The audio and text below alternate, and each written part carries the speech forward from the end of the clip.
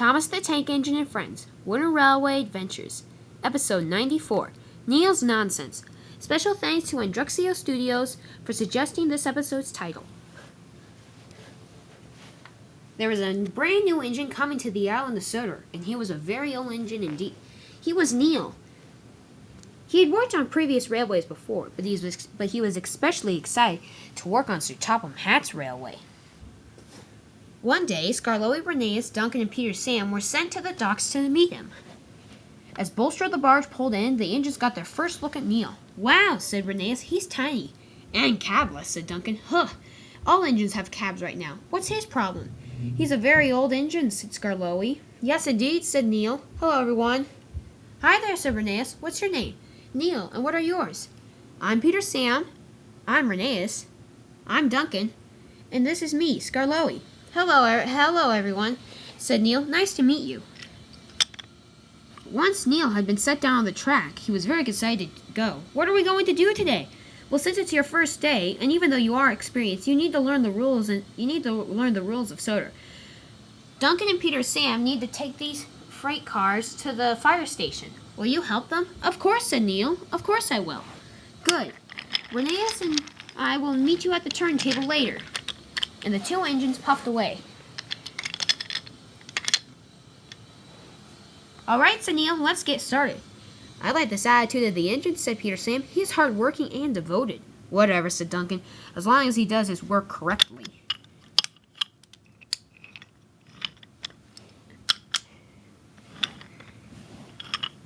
Peter Sam chose the green car, Duncan chose the yellow car, and Neil got stuck with the red car. But he didn't mind. He was just happy to get working.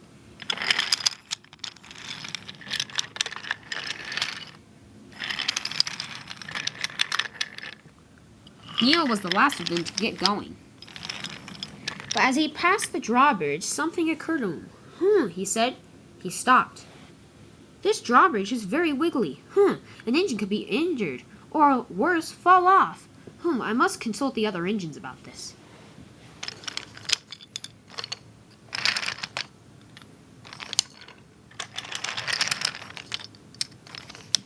The engines left the freight cars at the fire station, and then they went to the turntable for their meeting.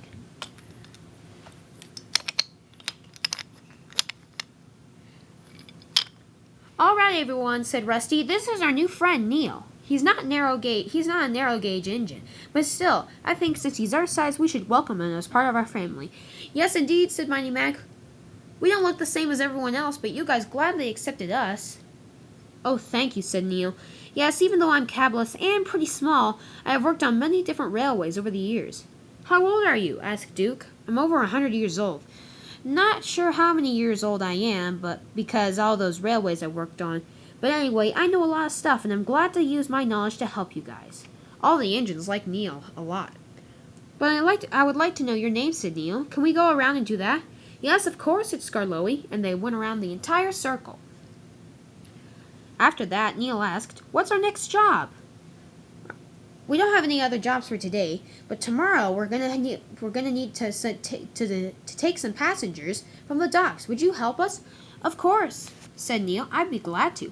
"All right, we'll have a busy day tomorrow," said Rusty. "Everybody get some good rest." "We will," said Freddie and Ivo Hugh, and everybody puffed away.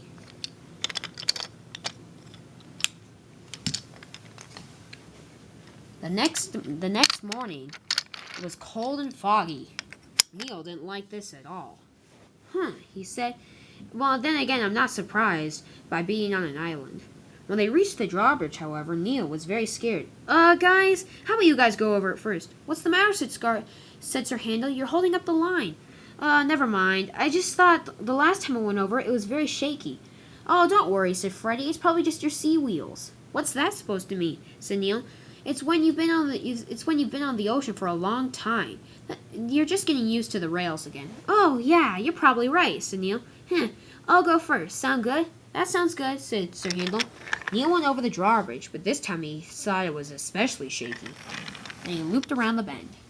However, Bulstrode needed to go somewhere. "Excuse me," he said. "Can I please go under you?" "Of course," said Freddie.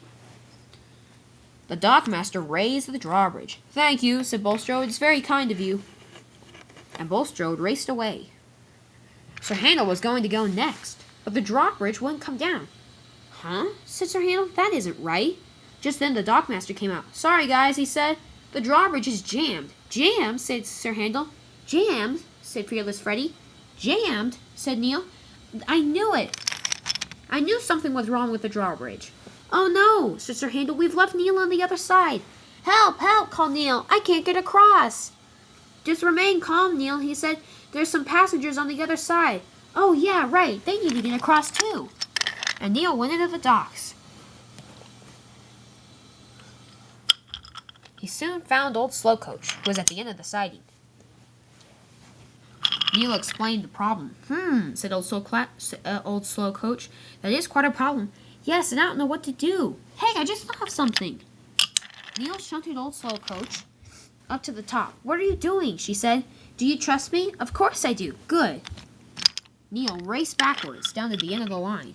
What's he doing? Asked Fearless Freddy. I don't know, said Sir Handel. Hey, look, it's Skarloey. Skarloey, what are you doing here? Oh, I was just checking how the work's going. Hey, why's the drawbridge up? It's jammed, said Sir Handel, and Neil and old Slowcoach are stuck on the other side, along with the passengers. Uh-oh, how are we going to get him across? We could use Bulstrode, but yeah, look, he's all the way over there. He's too far to call. I guess you're right, said Skarloey. Anyway, said Sir Handel, we'll have to figure out a different way to do it. Maybe we could... never mind, said Sir Handel. Let's just let Neil figure out what he's going to do. Neil did have a plan. All right, on 3. 1, 2, 3. And Neil rushed forward and banged old Slowcoach. Whoa, she said as she went up the incline. She was teetering. Help, she called. Help! Oh, guys, give her some room. The engines moved back and she fell onto the track below. Hooray, said Skarloey. The passengers are saved. Yes, but what about Neil? He's still stuck on the other side. Oh, no, said Neil. I don't know what I'm going to do. Hey, I remember something. Cranky, lift me up. What do you mean? Asked Cranky. Just lift me up. I'll show you. Soon Neil was connected by Cranky. He said. This is weird. I've never thought the sky looked this pretty. Never mind, said Cranky. What do you want me to do? Nothing right now. Hey, guys, what should I do? What's he doing? Said Skarloey. I don't know, but I think he's trying to figure out a way to get across. Hey, I remember this. What do you mean? Asked Sir Handel. When I was new to Neil's railway, some fishermen got a net tied around me. Then they lifted a crane up, and I was caught with it. I was dangling in the air for about a minute. It was pretty scary, but the way I got down was because Neil said to pump his pistons. Neil, called Skarloey, pump your pistons. What do you mean? Asked Neil. Hey, that sounds familiar. Skarloey, I remember you.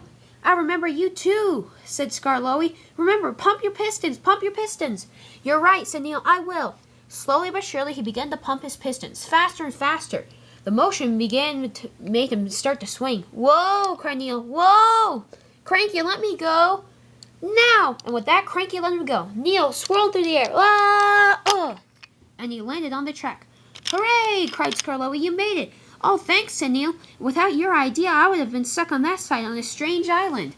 Oh, that's all right, said Skarloey. That's what friends do anyway.